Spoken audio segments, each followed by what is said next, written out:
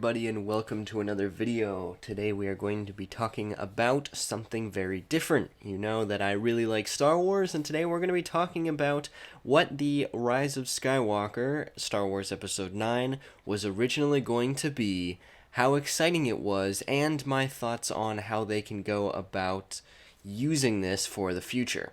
Now, the article that I'm going to be reading off of is written by Dom Nero from the website called Esquire, so shout-outs to them. I'll leave the website link in the description so that you can check it out for yourself. But I'm basically going to be breaking this down, reading it, as I show you the concept art from this movie that we never quite got to see. Also, just so you know, if you do visit the Esquire website, it does have some use of profanity, so simply read at your own risk or make sure that you have a parent's permission beforehand.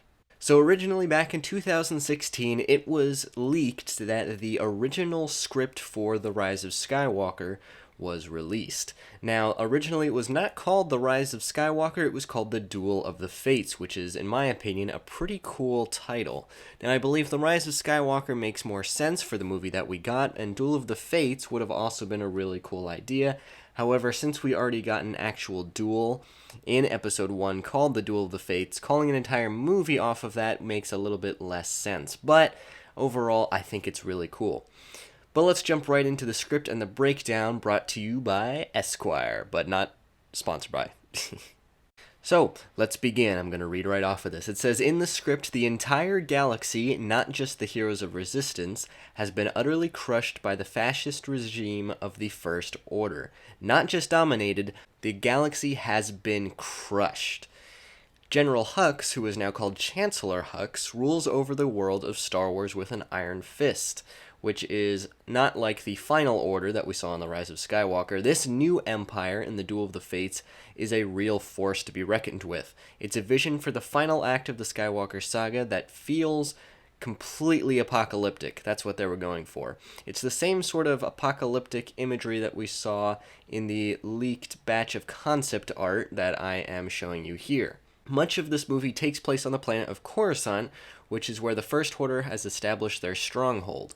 I believe personally that this is a really good option for them, considering Star Wars kind of started on the planet of Coruscant back in The Phantom Menace. Obviously, it technically started on the planet of Naboo, and they went to Tatooine, and this, that, and the other, but Coruscant was one of the first worlds that you ever see, and it's very prominent throughout the prequel trilogy, but then you never hear about it much again, even though it's one of the most populated planets in the entire galaxy, so it makes sense to bring them back here.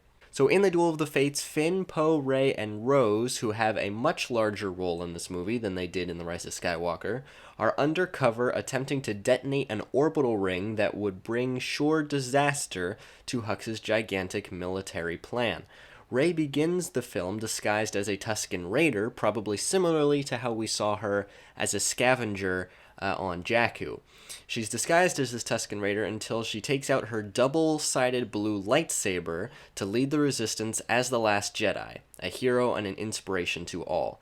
I think it's really cool that she was actually using the double-sided blue lightsaber because originally it was leaked that she was going to take the Skywalker saber that had burst open in The Last Jedi, and she was going to turn it into her own dual-sided blade, and I think that would actually really fit her character, especially since she is used to fighting with a staff. Fighting with a blade that's of equal length actually makes a lot of sense.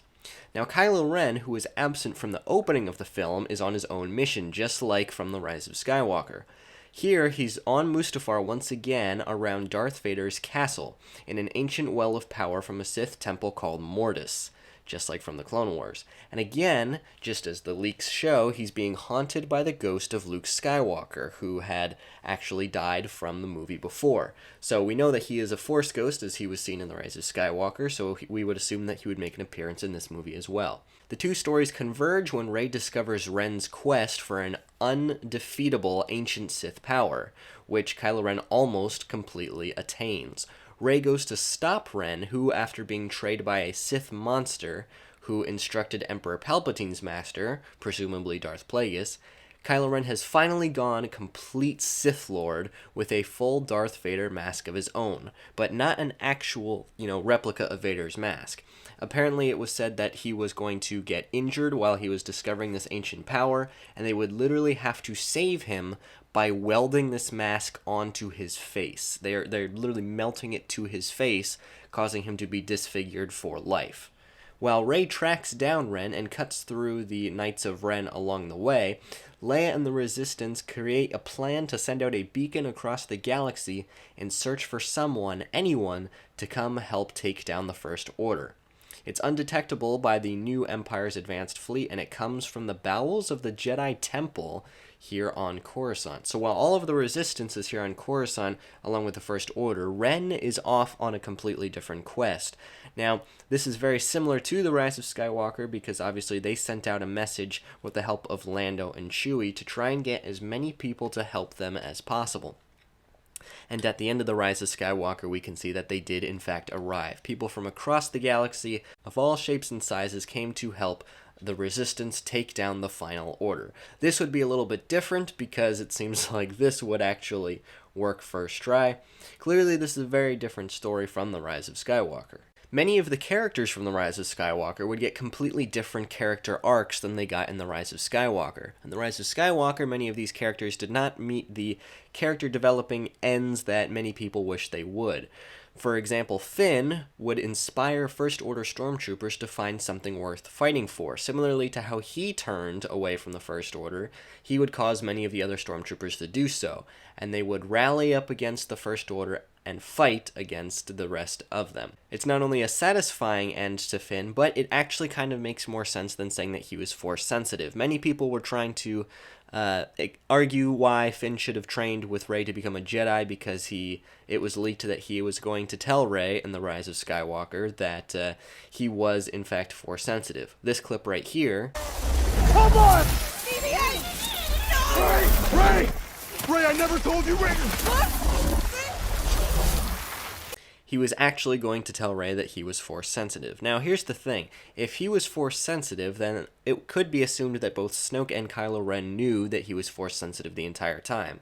And I feel like if they knew it, and he was a soldier from birth, I think they would have trained him to become a Sith assassin or an apprentice himself. They wouldn't have just thrown him to become a simple stormtrooper and hoped for the best. That doesn't sound likely. So the fact that he was Force sensitive, it's officially canon, I don't think that makes a whole lot of sense. So having him fulfill his purpose and cause other troopers to turn from the First Order makes a lot more sense.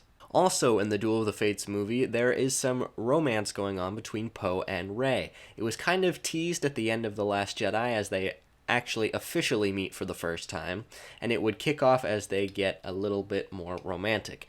I honestly think this would make more sense because they didn't have a super romance-filled thing. Finn, for example, kept on going after different people. In The Force Awakens, he went for Rey. In The Last Jedi, he went for Rose. And in The Rise of Skywalker, he almost went for Janna. So it doesn't make a lot of sense in what we actually got, and it would have made more sense to have a solid relationship getting shown.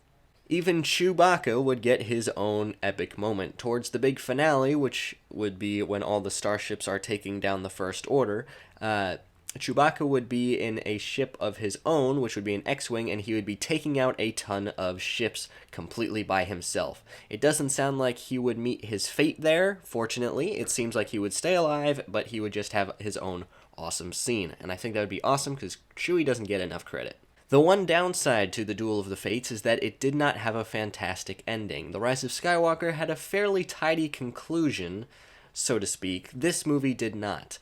When Rey and Kylo Ren battle, Rey gets blinded by Kylo Ren, who has slashed her through the eyes. Kylo Ren has become more powerful than any Sith ever. He has truly become the most powerful person in the Star Wars universe. But when she's battling Kylo Ren, she gets blinded and she loses. It's revealed then that it was Kylo Ren and the Knights of Ren who killed Rey's parents.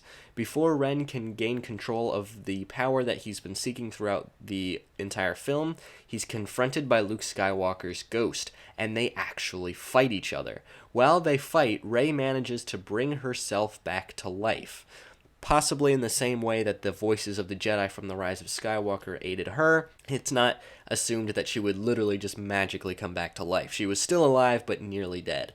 She ties a bandana around her eyes and enters again, similarly to how Kanan Jarrus did so in Star Wars Rebels after Maul blinded him and he had to wear a mask from a Jedi Temple guard. This time Rey fights completely blind, but with all the power of her friends at her side. Somehow, probably similarly to how she did it with the other Jedi. They hype her up from afar, so to speak, with the Force. It's not entirely clear. But she loses yet again, but this time, Kylo Ren actually kills Rey. She actually does get killed, but Leia reaches out to her son once again, just like how it happened in The Rise of Skywalker. She manages to force Kylo to bring Rey back to life, which ends up killing Kylo in the process. But he dies as Ben Solo, with the script saying, "a look that could be perceived as love." He also happens to tell Rey that her last name is Solana, as if that means anything to the viewers. So essentially what this means is that Kylo Ren kills Rey, but then just like how it happened in the actual Episode 9, Leia uses her powers to communicate with her son from across the galaxy and tells him, hey, you need to come back to us, bring back Rey. He brings back Rey, finally having turned to the light side, and as soon as he does so, he dies. But here's the thing, in The Rise of Skywalker, his turn to the light makes much more sense, because throughout the sequel trilogy, his transition from bad to good is very slow and gradual, right? It seems like he's struggling trying to decide where he wants to be throughout all three films. But in this version of Episode 9, it seems like he is pure evil. He is incredibly evil, and all of a sudden, just like that, he snaps and turns to the light, just from a quick message from his mother.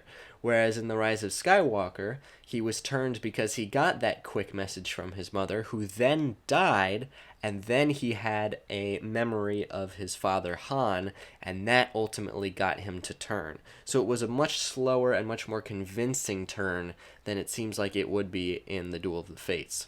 Meanwhile, as this is happening, the Resistance, who is being led by Finn and Poe and Leia, they have gotten the help of the massive insurrection from the poorer regions of Coruscant and all the prisoners and all of the guards that they have led to their side, and they have prevailed against the First Order. Lando still shows up, and he brings a huge brigade of smugglers and pirates to aid them. Maybe we would have gotten to see Hondo in live action. That would have been cool.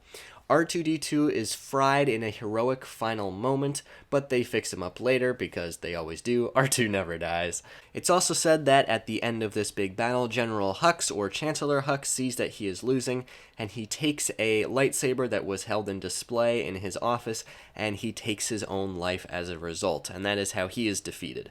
And the film ends as A New Hope ended, with a medal ceremony. Finn, Poe, and Rose get high honors, and even Chewie finally gets his medal this time, just like in The Rise of Skywalker. But one person is missing. After her climatic showdown with Ren, nobody knows if Rey is alive or not. In the last moments of the film, on a distant planet called Modesta, I believe it's called, we see Rey in her face fully healed, teaching the next generation of Jedi. The ending reads, "Here she will train a new generation of Jedi and pass down what she has learned, that only an understanding of the balance within can lead to peace and justice in the galaxy." Now here's the problem with that, because where is she going to find all of these children and people that are Force sensitive all of a sudden? We saw one child at the end of The Last Jedi that was able to use the Force to grab the broom, but the fact that so quickly she would have been able to heal herself and find all these kids and train them so quickly, that wouldn't have made any sense. So I don't really think that would have been a great ending, but that is the overall plot of Duel of the Fates. So now that I've summarized the movie, let's talk about what I think personally should have happened. If you ask me, I think the best option would have been to stick with that original script, but the moments that don't make sense from that original script, you swap out with what they did in the actual movie, right? For example, make Kylo Ren's turn a little bit more gradual. Maybe add Han Solo in there as the distant memory. In addition, maybe change the ending to just them all being at the ceremony. Rey shows up, it's all happy. She doesn't have to change the next generation of Jedi, whatever. she's said to be the last Jedi, so they don't have to do anything like that. And in addition to that, I feel like we should get to see Kylo Ren go absolutely nuts. It would have been super awesome to see that. And we still would have gotten to see the super huge starship battle up above Coruscant, similarly to what we got in Revenge of the Sith at the very beginning. It would have been awesome. So that's my thoughts on the Duel of the Fates, the original script for The Rise of Skywalker. Let me know what you think. What would you have liked to see? And what do you think Disney should do about all this? So with that being said, thank you guys so much for watching, and I'll see you in the next video.